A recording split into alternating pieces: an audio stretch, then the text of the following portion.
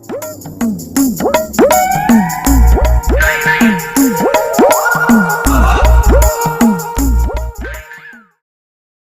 పక్కింట్లోకి కొత్త వాళ్ళు వచ్చారు. ఏమేళ్ళకి ఎక్కడికి వెళ్తున్నావు? మా టానిగాడిని కడుపు నొప్పి వస్తే హాస్పిటల్కి తీసుకొని వెళ్ళారే, చూడడానికి వెళ్తున్నాను. సరే అయితే మళ్ళీ మనం తర్వాత కలిసినప్పుడు మాట్లాడుకుందాం. పర్వాలేదులే, వెళ్తానులే. ఇంకేంటి సంగతిలో, ఎలా ఉన్నావు నువ్వు? వీలు చూసుకొని మనం షాపింగ్కి వెళ్ళాలి. నువ్వు ఎప్పుడు ఫ్రీగా ఉంటావో చెప్పు, అప్పుడు మనం కలిసి వెళ్దాము. షాపింగ్కి వెళ్ళాలా? పద, ఇప్పుడు వెళ్ళిపోదాం. అదేంటే, మీ తమ్ముడిని చూడడానికి వెళ్ళాలని అన్నావు కదా? అయ్యో మర్చిపోయానే, నాకు ఇది ఒకటి ఉన్నది కదా. సరే అయితే నెక్స్ట్ సండే కలిసి వెళ్దాం మనం. సరే అయితే వెళ్తాను, బాయ్.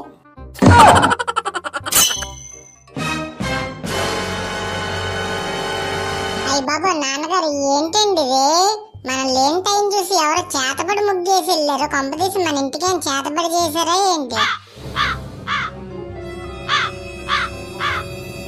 మామగారు, ఇదేదో నా గురించే ప్లాన్ వేసినట్టున్నారండి. బొక్కల బనే వేసుకొని తిరుగుతున్నాను అనేసి ఎవరో నా మీద పగబెట్టి ఈ చేతబడి చేశారండి. చేతబడి లేదు, చెత్తబండి లేదు. అయినా ఈ రోజుల్లో ఇలాంటివి నమ్మడం ఏంటండి అల్లుడు గారు? పదండి ఇంట్లోకి వెళ్దాం. 1 hour later. మామగారు, మన ఇంటి ముందున్న దెయ్యాల ముగ్గు చూసిన కాడి నుంచి నేను భయంతో వణుకుపోతున్నానండి. ఎక్కడ దెయ్యాలు వచ్చి పెక్కి తింటాయని టాయిలెట్కి కూడా ఒంటరికి వెళ్ళట్లేదండి. అందుకేనేంటి ఇందాక నుండి ఇక్కడ ఎలక సచ్చిన వాసన వస్తుంది. అయినా బావా, దెయ్యాలంటే మా అక్కతోటే ఉంటున్నావు లేనిదే ఇంకా నువ్వు దెయ్యాలకు భయపడ్డమేంటి బావా? అల్లుడు గారు, కాగితాల గుజ్జుతోటి కారపూస చేశాను, తింటారా చెప్పండి, తీసుకొస్తాను. అమ్మా, అదేదో నాకు పెట్టే, నేను తినేస్తాను. నోర్మి ఇయ్యదవ్వా, ఇంకోసారి ఇలాంటి అర్థమైనవన్నీ తినేసి కడుపు నొప్పి అన్నావు అనుకో, చెట్టు కట్టు మీద కొడతాను. నమస్కారం ఆంటీ గారు. నమస్కారం అమ్మా. ఎవరు మీరు? నా పేరు కృష్ణ తులసి. నన్ను అందరూ కృష్ణమ్మ అని అంటారు. నిన్న నైటే మీ పక్కింట్లోని కొత్తగా దిగాము ఆంటీ గారు. ఓ, చాలా మంచిదమ్మా. ఈ కాలనీ వాళ్ళు చాలా మంచోళ్ళు. అసలే కొత్తగా దిగానని అంటున్నావు కదా, ఏదైనా అవసరం ఉంటే నన్ను మొహమాటం లేకుండా అడగమ్మా. ఓ, తప్పకుండానండి. ప్రజెంట్ ఇప్పుడు కొత్తగా దిగాం కదండి, పాలు పొంగించాలి అని అనుకుంటున్నాము. కొంచెం పాలుంటే ఇస్తారా? సరేనమ్మా, ఇస్తాను. ఆంటీ గారు, అలాగే కొంచెం పంచదార కూడా ఇవ్వండి. సరేనమ్మా, ఇస్తాను. అదే చేతితోటి కొంచెం జీడిపప్పు, బాదం పప్పు, కిస్మిస్లు కూడా ఇవ్వండి. ఇవన్నీ ఇచ్చే కన్నా ఇక్కడే పాయసం చేసుకుని వెళ్ళిపోండి. మళ్ళీ అన్ని గిన్నెల్లో అన్ని ఐటమ్లు తీసుకెళ్లాలంటే మీకు కష్టమే కదా. బాబు చాలా షార్ప్గా ఉన్నాడు. పోనీ అదే పని చేయండి ఆంటీ గారు, పాయసం మీద మీరే కాసేయండి, ఇంటికి వెళ్ళాక తినేస్తాను. మామ, ఈవిడ పక్కింట్లోకి వచ్చిందా పట్టుకుపోవడానికి వచ్చిందా? ఏకనకు ఫస్ట్ రోజే ఇన్నిటికి టెండర్ ఎట్టిందేంటి? ఏం చేయమంటావు అల్లుడు, నేను బిజినెస్లో కష్టపడి డబ్బు సంపాదించడం, నా సంపాదన అంతా వీళ్ళు ఇలా తగలేయడం, అంతా నా కర్మ. సరేనమ్మా, ఉండైతే పాయసం కాసి తీసుకొస్తాను.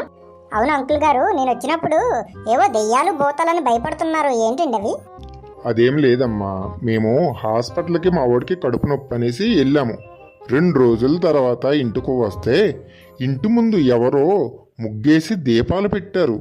అది మా అల్లుడు చూసి మా అల్లుడి కోసం ఎవరైనా చేతబడి చేశారేమో అని భయపడుతున్నాడు. అయ్యో అంకుల్ గారు, ఆ ముగ్గు చేతబడి ముగ్గు కాదండి, మా ఆయనే పూజ చేశాడు. పూజ అంటే క్షుద్ర పూజే కదా? అయ్యో అదేం కాదన్నయ్య గారు, మా ఆయనకి కొంచెం పట్టింపు ఎక్కువ, పూజలు పునస్కారాలు ఎక్కువ చేస్తూ ఉంటాడు.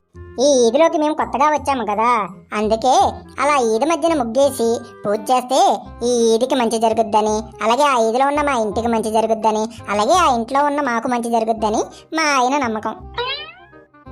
చాలా మంచిదమ్మా. ఇంతకీ ఎవరా మహానుభావుడు? మా ఆయన పేరు పరమేశ్వరయ్య.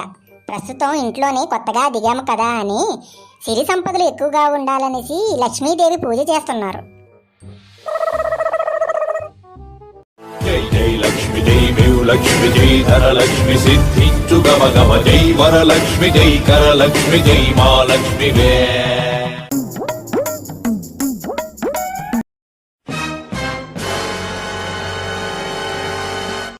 కరుణించవా కనకమాలక్ష్మి కరుణించవా కనకమాలక్ష్మి కరుణించవా.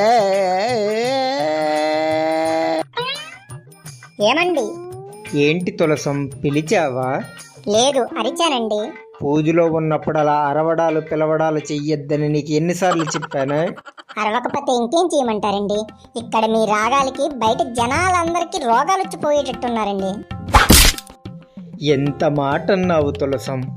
ఉన్న పని మానేసి మనకి డబ్బులు రావాలనేసి పూజలు పునస్కారాలు చేసి ఇలా దేవుని రప్పించాలని చూస్తుంటుంటే నా రాగాలు నీకు రోగాలులా కనిపిస్తున్నాయా తులసం? అది కాదండి, నిన్న మీరు రోడ్డు మీద ముగ్గేసి పూజ చేశారా మనకు బాగా జరగాలని. అది చూసి మన పక్కింటోళ్ళు ఎవరో చేతబడి చేశారనుకుని భయపడి హడలిపోయారనుకోండి. ఇప్పుడు నేను వెళ్ళి అది చేతబడి ముక్కు కాదు, మా ఆయన పూజ చేశాడని చెప్పి సర్ది చెప్పుకొచ్చాను. లేకపోతే ఏ అర్ధరాత్రి పూట మళ్ళీ పూజ చేయడానికి ఏ ముగ్గు వేయడానికి వెళ్ళారనుకోండి, ఏ మాంత్రికుడు అనుకుని కర్రలు ఎట్టుకుని కొట్టినా కొడతారు. తోమేవులే అంట్లు. నువ్వేం నాకు జాగ్రత్తలు చెప్పక్కర్లేదు కానీ పోయి వంటింట్లోకి ఏదైనా ప్రసాదం చేసి తీసుకొనిరా, అమ్మవారికి నైవేద్యం పెడతాను. వంటింట్లో ఏమున్నాయని వెళ్ళాలి? అక్కడ వంటింట్లో అన్ని ఖాళీ డబ్బాలే. అక్కడ వండడానికి ఏమీ లేదు, గ్యాస్ గాడ అయిపోయింది. ఎవడో జ్యోతిష్యుడు మీకు లక్ష్మీ కటాక్షం ఉంది, లక్ష్మీదేవి పూజ చేయమన్నారనేసి మీరు చేసిన పని మానేసి ఇలా ఖాళీగా లక్ష్మీదేవి పూజ చేసుకుని 2 సంవత్సరాల నుంచి ఉన్నారండి. ఇలా అయితే మనం బతకడం ఎలా అండి? చూసావా తల్లి, కట్టుకున్నదాయే కొరడా లాంటి మాటలతో కొట్టినట్టు మరీ చెబుతుంది. ఎప్పుడు కర్ణిస్తావమ్మా నన్ను? కోనసీమలో కొబ్బరాకులతో పందిరేసి మరీ పూజ చేశాను, కరుణించలేదు. తాడిపత్రిలో తాటాకులతో పందిరేసి పూజించాను, అక్కడగాడా కరుణించలేదు. ఆఖరికి మారేడు మిల్లులోని మామిడి తోరణాలతో పూజించానమ్మా, అక్కడగాడా నువ్వు నన్ను కరుణించలేదు కదా తల్లి. కనీసం ఈ వైజాగ్లోనైనా కరుణించు తల్లి. కరుణించవా కనకమాలక్ష్మి కరుణించవా కనకమాలక్ష్మి కరుణించవా.